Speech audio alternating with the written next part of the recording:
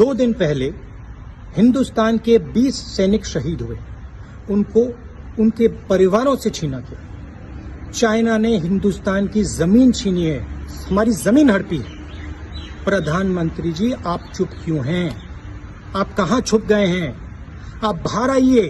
पूरा देश, हम सब आपके साथ खड़े हैं, एक साथ खड़ा हुआ है आपके साथ देश। बाहर आइए, देश को सच्चाई बताइए, डरिए मत।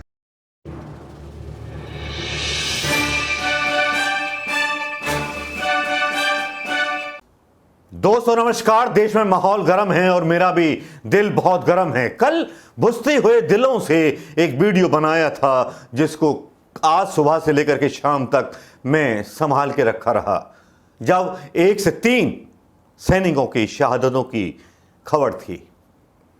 कितनी चीजें छुपाई जाती हैं, कितना सब कुछ मीडिया धोखा करता है, हम सबके साथ भरोसा नहीं होता। क्या ये वही मीडिया है जो 2014 में बड़ा छाती खोल करके सवाल यूपीए से करता था, मनमोहन सिंह सरकार से करता था?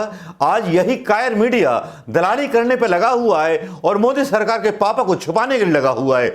शर्म आती है इनके पत्रकारों पर, उन जैसे पत्रकारों पे जो कभी राहुल गांधी से हाथ मिलाने में अपने लिए गर्व की बात महसूस करते थे, लेकिन आज वही बोलते हैं अरे क्या हो गया, नेहरू जी के जमाने में भी तो हुआ था। अरे नेहरू जी के जमाने में आजाद हुए मुल्क को बहुत कम टाइम हुआ था ना। जितने टैक्स आज के पेट्रोल के लिए जा रहे हैं, उस जमाने में नेहरू जी ने उतने पेट्रोल के दाम नहीं वसूले, उतने टैक्स नहीं वसूले। लेकिन तुम्हारा प्रधानमंत्री मुझे पे ताप देकर दाढ़ी में आता है और पूरे पैसे टैक्स पे वसूल बढ़ाता रहता है। 11 रुपए बढ़ा देता है पेट्रोल पर और महंगाई पर। उस पर कोई भी भारतीय जनता पार्टी के नेता आंदोलन करने नहीं निकलते, ना कांग्रेस के निकलते, क्योंकि कांग्रेस के लोग निकलते हैं तो उनको गिरफ्तार करके जेल में डाल दिया जाता है। ये कैसा चक्कर चल रहा है, ये कैसी कहानी चल रही है। लेकिन बात करेंगे हम दोस्तों उन 20 शहीदों की, जिनके लिए मैं अपील करना चाहूंगा कि आज रात ना भूलें 9 बजे दिए जलाना उन शहीदों की याद में। मैं थाली डंडे बजाने के लिए नहीं कह रहा हूं, उन शहीदों को याद कर रहा हूं। 20 सैनिक मारे गए चाइना बॉर्डर पर 45 साल बाद।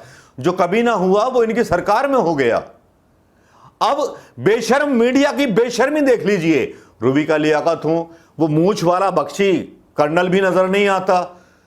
इनके बारे में तो मैं पूरी एक सीरीज चलाऊंगा। ये रिटायर्ड सेनानिवृत्त जनरल जो होते हैं, ये पैसे के इतने भूखे होते हैं कि ये अपना ईमान बेच देते हैं। ये प्राइवेट कंपनियों की नौकरियां ज्वाइन कर लेते हैं और वहां मालिकों की गेट खोलते हैं। ऐसा हादसा मेरे साथ भी हुआ, जहां पर मुझे एक सैनिक ने सैल्यूट किया, जय हिंद साहब। मुझे बुरा लगा, मैंने बोला आप सैनिक हो, आप मुझे जय हिंद नहीं बोलोगे, मैं आपको जय हिंद बोलूंगा। आपकी मजदूरी पैसे कमाने की हो सकती है रिटायरमेंट के बाद, आप एक केवल सिक्योरिटी गार्ड बनकर नौकरी कर सकते हो।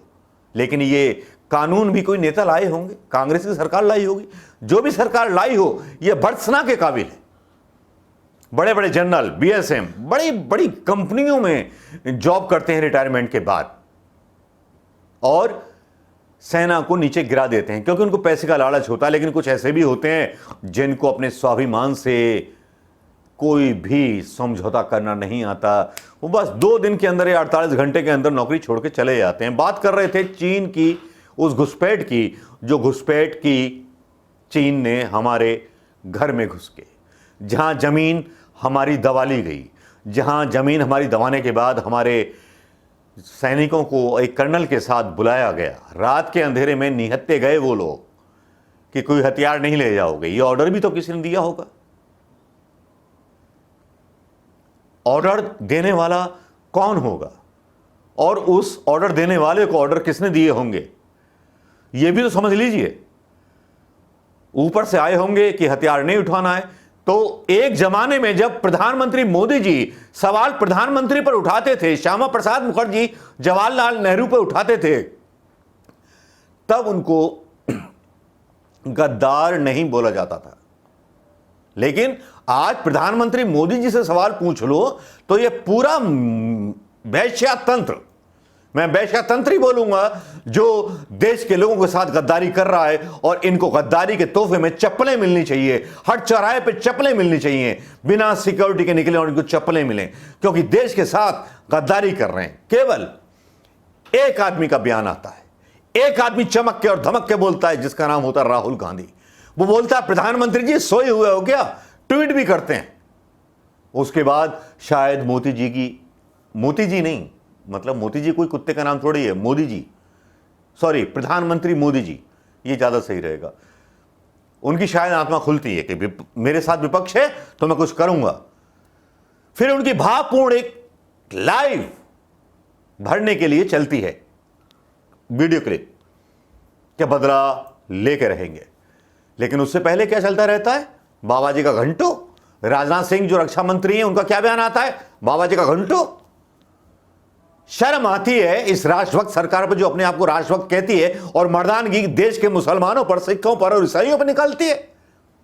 चीन के सामने सीना चौड़ा क्यों नहीं होता, पाकिस्तान के सामने सीना चौड़ा क्यों नहीं होता, नेपाल के सामने सीना चौड़ा क्यों नहीं होता, जरा ये तो बता दो मुझे।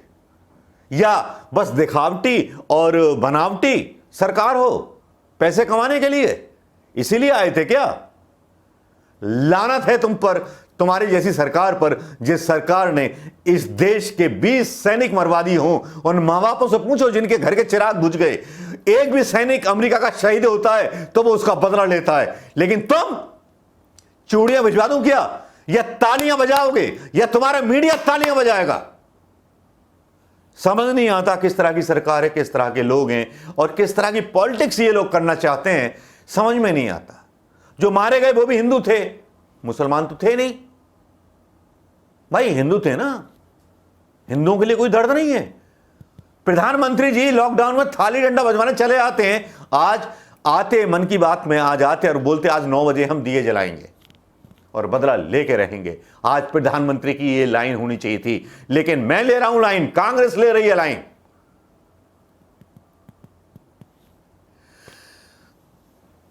क्या फर्क पड़ता है? इनको कोई फर्क नहीं पड़ता।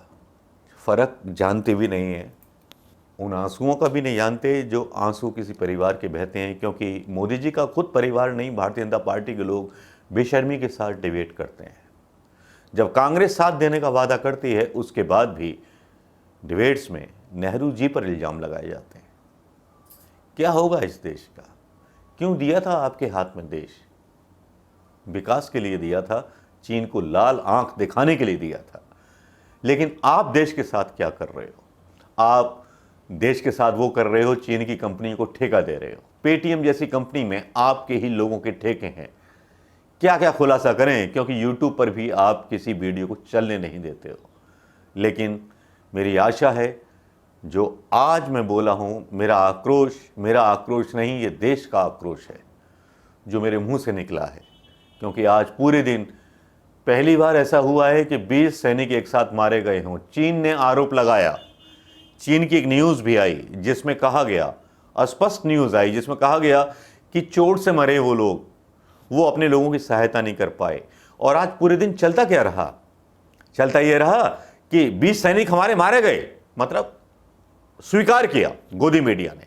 लेकिन उसके बाद गोदी मीडिया में खबरें आने चालू कि चीन के 43 लोग मार दिए। इतनी मूर्खतापंथी वाली खबर कि भैया जहां पर खुद मीटिंग करने भारतीय दल गया हो, वहां 23 आदमी 43 आदमी कैसे मार सकते थे जो बिना हथियार के गए थे? यूके की, यूएस, अमेरिका की एक रिपोर्ट बताई गई कि इंटेलिजेंस रिपोर्ट है, लेकिन हमारी इंटेलिजेंस कहां सो रही है? हमारी इंटेलिजेंस भी तो कहीं जग रही होगी। उस इंटेलिजेंस की रिपोर्ट बता दो, अजीत डोभाल की रिपोर्ट बता दो, किसी एक इंटेलिजेंस की और जेम्स बॉन्ड की रिपोर्ट बता दो जो ये बता दे कि कितने चीन के लोगों का खून हमने पिया।